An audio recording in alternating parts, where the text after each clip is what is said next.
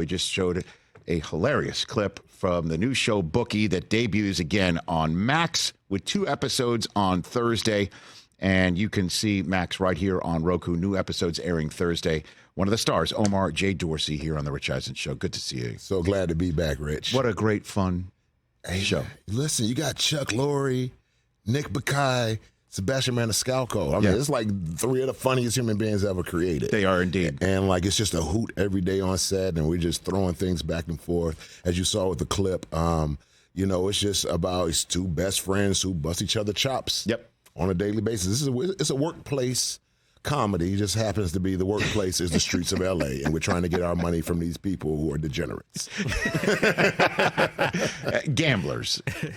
Some of them are gamblers. Some of them try to just run away from us. Right. Those are we like the regular gamblers. Yes, indeed. The ones who are hiding from us are the worst. Now, did you do any research for this gig? Oh, man, I've done research over the last 43 years. Since I was 5 years old, I've had a bookie. Yeah, man, it's so crazy because my old bookie, he's like, you on a show about me? I was like, yeah. So I got a lot of tips from him.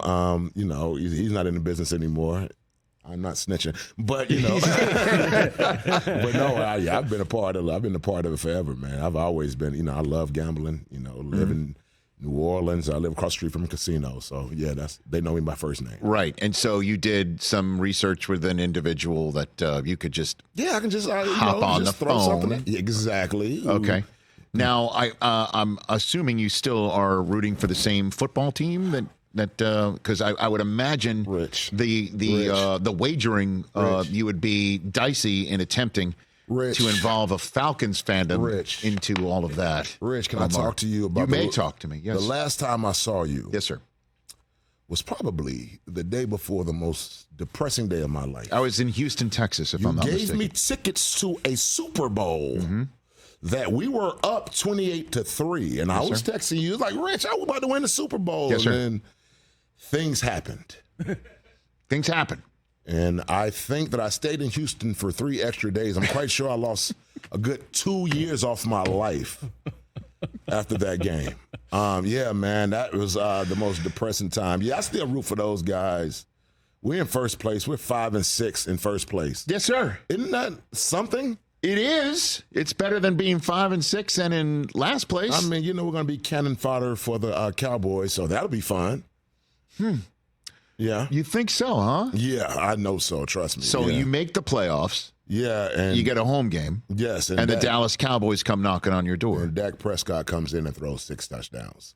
That's the way I see the future going. Wow. Is that bad? I'm sorry, Atlanta fans. Everybody's gonna be mad at me for saying this. Well, Calais Campbell's a large man. He might have something. Large man. He's a very friendly man too. He's a very. Have you met him? Have you met Calais? I haven't met him, but he has the greatest voice. His voice is so great. Oh, by the way, you and him. Yeah, no, I like it. I was like, and he's having a really good season, too. Yeah. He's getting to the quarterback and he's stopping the run. I love Calais. Right. Yeah. Now, are you also an individual who might be a fantasy player or a daily fantasy player? And I do play fantasy. I'm in a league. You don't have Bijan, do you? I do have Bijan. What do you think about your coach's usage of him? He needs to do better. The thing about it, he needs to spread them out. He needs to do different things with them. It just so happens that we have 3 very capable running backs. We got Patterson, we got Algiers, and we got him. So we can put him in different places. Like I like the touchdown that Ritter threw to him on last Sunday. I think it's like a 45, 50-yard pass. But Bijan is he's a weapon. So need to use him more. I tell you, I was very upset the game that they sat him out. I don't know what happened. I think he had a headache or something.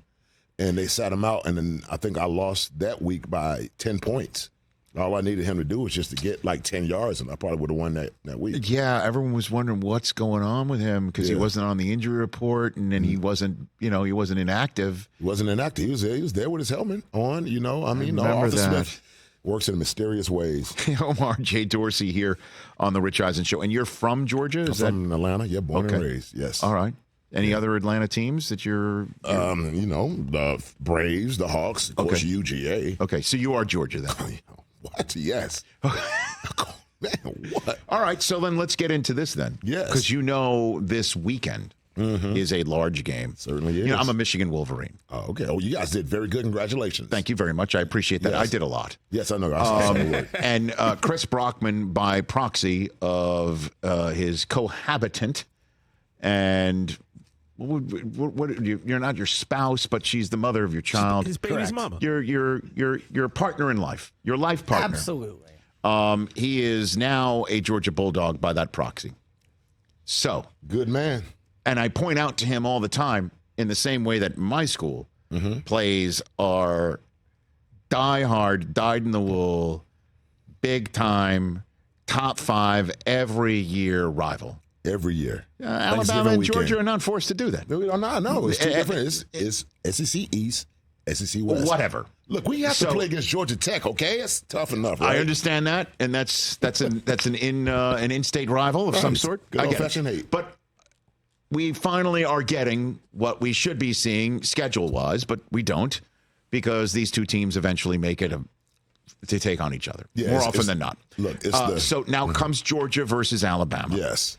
If Alabama wins this game, do you think Georgia deserves to be in the Final Four playoffs? Well, look, if was a fifth, we'd all be drunk.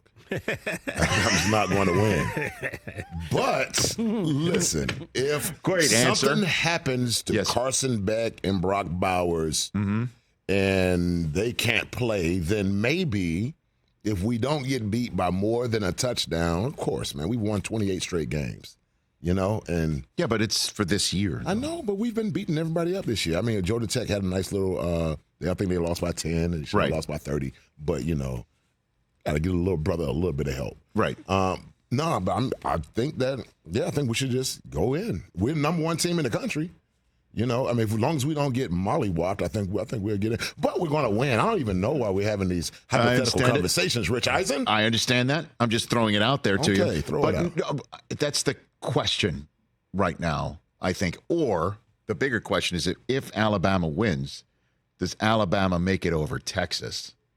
That's the conversation. Yeah, there's a crazy chaos theory that could happen. Because I do understand what you're saying about Georgia, that to have a playoff, wouldn't you want to have a team that has won the last 2? Right. And has won 28 in a row. Right. Despite their loss to one of the best teams in the country in a, if you will, hanging chad of a game. Like, I mean, these conference championship games, it only serves to provide an impediment. I agree with you. For a team that has already proven over a dozen games that they're worthy for it. You know, and the thing about it, like you said with Texas, all right, Alabama slipped up against Texas, right? Yeah. But Alabama's they've had a good season. It's not been amazing, but I'm saying it's not been amazing. They're 11-1, right? Yeah. I mean, they'd have the same record as Texas, and Texas is like, well, that means we go over Alabama, even if Alabama beats the number 1 team, because head-to-head should matter, and then it's really up to a crew of mostly, the names are known, but a crew of folks sitting in a room to decide what's what. And then there's the matter of the Pac-12 as it's about to disintegrate. Hey, man, be careful. Honestly, Oregon and Washington are really good. So have you seen what Bo Nix has done in against Georgia? His whole career, he's 0-4. Well, what are we talking about here?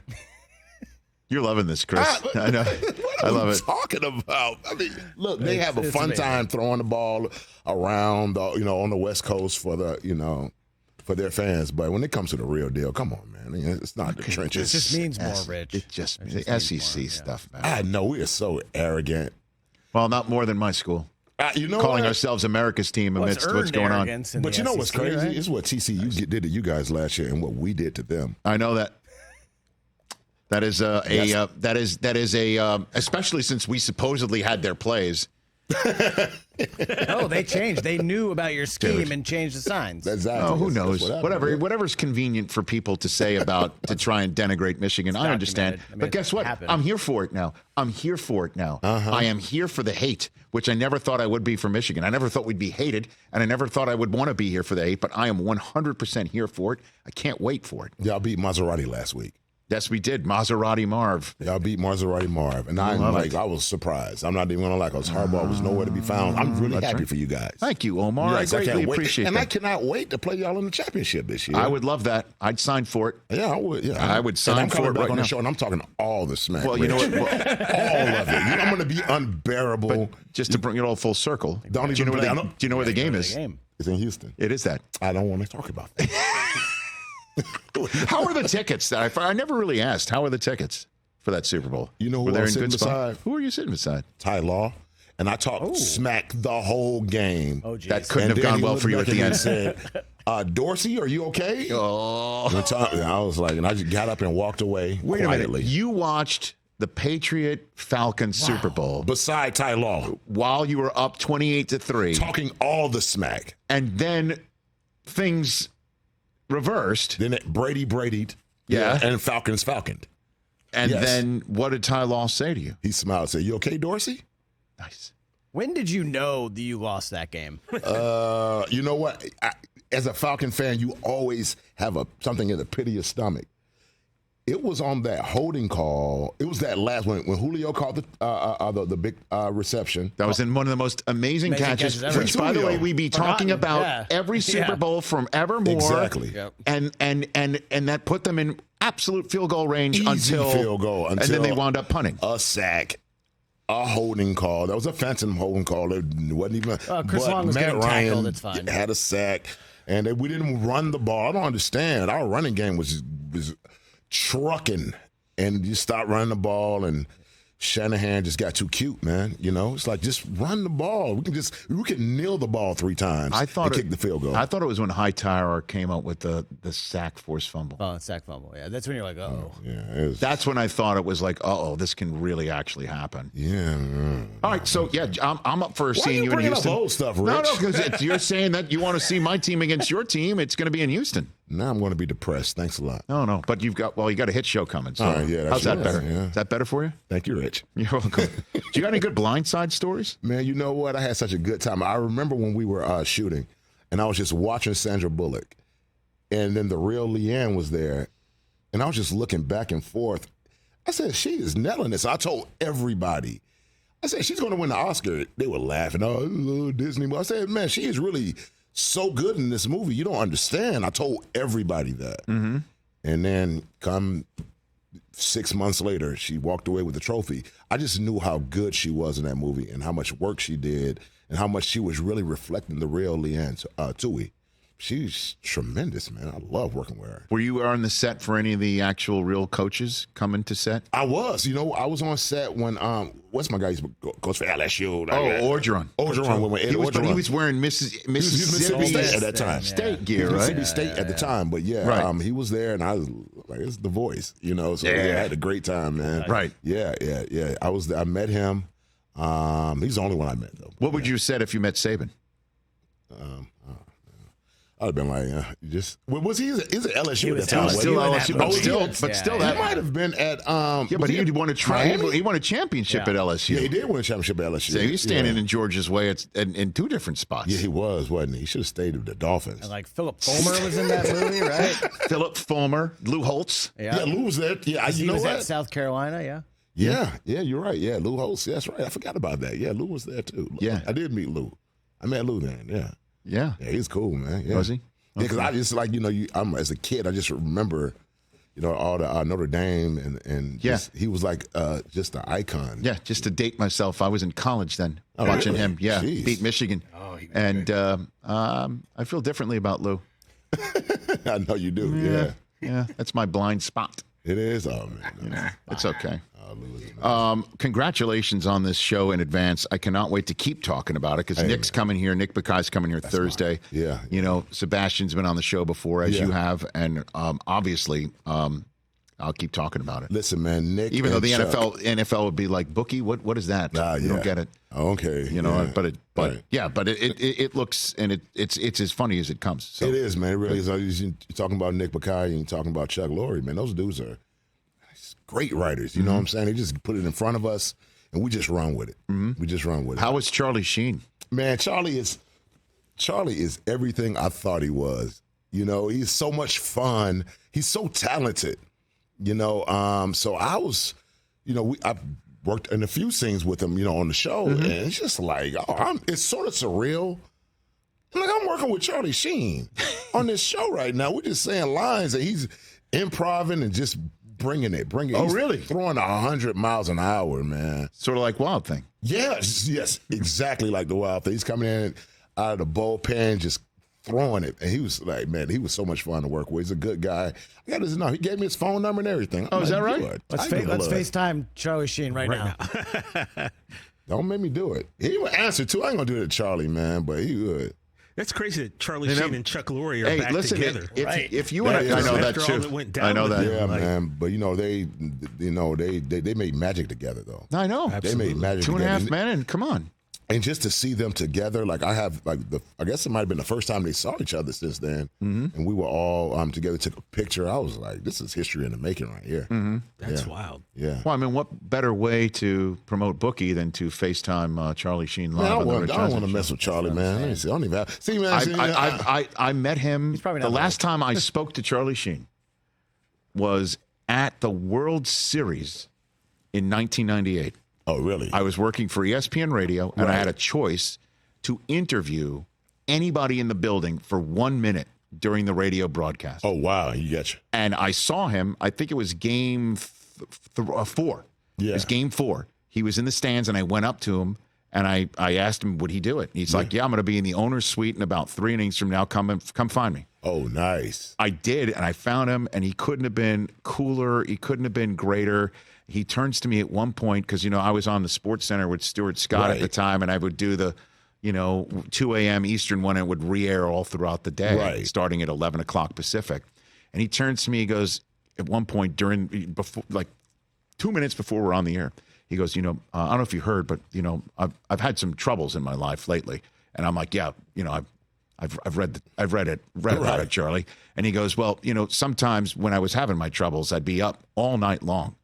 And I'd watch you and Stuart do Sports Center. Yeah. And right around the 6th airing of your show, I would start to repeat the lines that I knew you were about to say before you said it. Yeah. And I'm like, that's a great story. Yeah, man. Yeah.